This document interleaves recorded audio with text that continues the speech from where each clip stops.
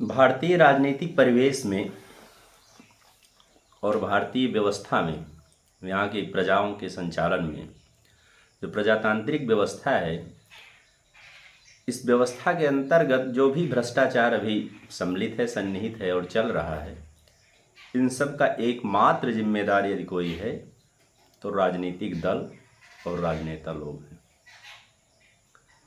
क्योंकि इस व्यवस्था में प्रजा के हित का कोई भी मूल्य नहीं है। ऐसी राजनीतिक व्यवस्था भारतीय संविधान के अंतर्गत और प्रजा के संचालन के लिए, कथित रूप से प्रजा के हित के लिए बनाई गई है, जिस व्यवस्था में प्रजा का हित कहीं दूर दूर तक भी नज़र नहीं आता है। जो भी सत्ताधारी पार्टी हो, विपक्ष हो, जो भी राजनीतिक दल हैं, उनका एकमात्र उद्देश्य होता है कि एन केन प्रकारेण सत्ता को हासिल कर लेना। चुनाव आयोग, जो कि यहाँ पर एक निष्पक्ष भूमिका में होना चाहिए, एक होता है मैनिफेस्टो, और जिसके तहत पार्टियां प्रजा के मध्य में आकर के अपने विचार के माध्यम से वोट हासिल करके सत्ता में स्थापित हो जाती हैं। और उस घोषणा में कहे गए किसी भी बात के लिए किसी प्रकार की कोई जिम्मेदारी नहीं है। वो सरकार चाहे करे चाहे ना करे, प्रजा ने वोट दे दिया, अब 5 साल तक उसका अपने मन के हिसाब से विधिवत शोषण करने के लिए वो सरकार पूर्ण रूप से स्वतंत्र होती है। और जिस जातिगत व्यवस्था के लिए बड़े बड़े संगठन, बड़े बड़े राजनेता चिल्लाते हैं, रातों दिन एक कर दिए हैं, उन मूर्ख नेताओं को अभी ये तक भी नहीं पता है कि जातिगत व्यवस्था आपके संविधान से सम्मिलित है और संविधान ने इसको बनाया है। तो यदि निम्न होना बहुत श्रेय की बात है, तो उच्च होना कहाँ से निःश्रेय की बात हो सकती है। आपका संविधान ही कहता है कि upper caste, lower caste, middle caste. इसका क्या मतलब है? जब संविधान कह रहा है कि अपर कास्ट है, तो क्या उसे फिर अपर कास्ट का सम्मान नहीं चाहिए? लोअर कास्ट को तो सुविधा चाहिए, लेकिन अपर कास्ट अपने सम्मान को भी न प्राप्त कर सके। ये कौन सा संविधान है भैया? इसको तो संविधान के बदले संविधान कहा जाए तो बहुत अच्छा हो जाएगा। जिस संविधान में जाकर के केवल खा के मौज उड़ाना हो, उसको संविधान का रूप दे दिया गया है। फिर एक बात आती है कि अपर कास्ट के वर्गों ने निम्न वर्गों का बहुत तगड़ा शोषण कर लिया। अच्छा, उनसे पूछा जाए कि शोषण कब कर लिया? 1200 से लेकर के लगभग 1200 के आसपास मुगल आक्रांता आए और भारत में अपने राज्य को स्थापित कर लिए। 4 से लेकर के 500 वर्ष तक चच्चा ने राज किया। चच्चा के बाद फिर डैडी ने राज किया।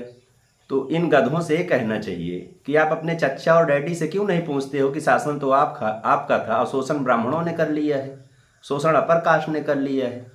तो इसका मतलब जब से देश आज़ाद हुआ है 75 साल लगभग हो चुके हैं, 75 साल पूर्ण हो चुके हैं, और जो दलित वर्ग है आज उसका एक नॉमिनल समाज छोड़ दिया जाए 2% 3%, जो कि अभी समाज की मुख्य धारा में प्रयत्नशील होकर के आ चुका है, और जो नहीं आ पाए हैं उनके शोषण का जिम्मेदार कौन है? फिर वो क्यों नहीं आ पा रहे हैं? इनसे अगर ये प्रश्न डाला जाए कि उनको क्यों नहीं आप मुख्य धारा में ला पा रहे हो, वो अभी सफाई कर रहे हैं, गली गली भिखमंगाई का काम कर रहे हैं, भिक्षाटन कर रहे हैं, झाड़ू पोछा कर रहे हैं, बामुश्किल से अपने जीवन भर के लिए भोजन पा रहे हैं, वो भी मुफ्त का राशन मिल रहा है तब उनका भोजन उपलब्ध हो पा रहा है। तो 75 साल में किसने शोषण कर लिया? अब तो आपका पूर्ण रूप से लिखित संविधान भी है, आप लोगों की सत्ता भी है, अम्बेडकरवाद का सिद्धांत भी है, गांधीवाद की विचारधारा भी है, तो अब आप क्यों नहीं उनको मुख्य धारा में ला पा रहे हो? उस समय तो मुगल साम्राज्य था, अंग्रेजों का शासन था, फिर भी ब्राह्मण ने शोषण कर लिया। अब तो आपका पूर्ण रूप से प्रजातांत्रिक व्यवस्था हो गई है, अब उनको लाके सब केंद्र के आसन पर बिठा दो ले जा करके। क्यों नहीं बिठा पा रहे हो? इसका मतलब आप भी शोषण कर रहे हो अभी उनका। इसी प्रकार सबने शोषण किया होगा शासन में, मुगल ने किया, अंग्रेजों ने किया, उसके पहले राज व्यवस्था थी, तो उसी समय के इतिहास में अभी पढ़ाया जाता था कि भारत की सोने की चिड़िया थी, पूरे विश्व का निर्यात भारत से था। तो आखिर फिर शोषण किसने कर लिया बीच में? यक्ष प्रश्न तो यहाँ पर उठ जाता है कि जब भारत सोने की चिड़िया रहा होगा, पूरे विश्व का लगभग 85% निर्यात भारत भूमि से होता था, और बीच में जब मुगल आक्रांता आए और ब्रिटिश सरकार आई, उस समय उनका शासन था, तो शासक जिम्मेदार है कि ब्राह्मण जिम्मेदार है उसमें? भैया ब्राह्मण ने कौन सा ऐसा शोषण कर लिया है? किसका? ब्राह्मण की व्यवस्था से आज हिंदू धर्म बचा है? ब्राह्मण की व्यवस्था में कहार पानी लाके उसके पूजन के कलश में डालता था। नाई का जो काम था आके सर्वप्रथम घर में प्रवेश वही करता था। सब व्यक्ति को अपने अपने कार्य मिले थे अपने अपनी योग्यता के अनुरूप से। आज तो योग्य योग्य व्यक्ति दर दर की ठोकर खा रहा है, अब मलेक से व्यक्ति मौज मार रहा है। ये कौन सा संविधान बन गया है?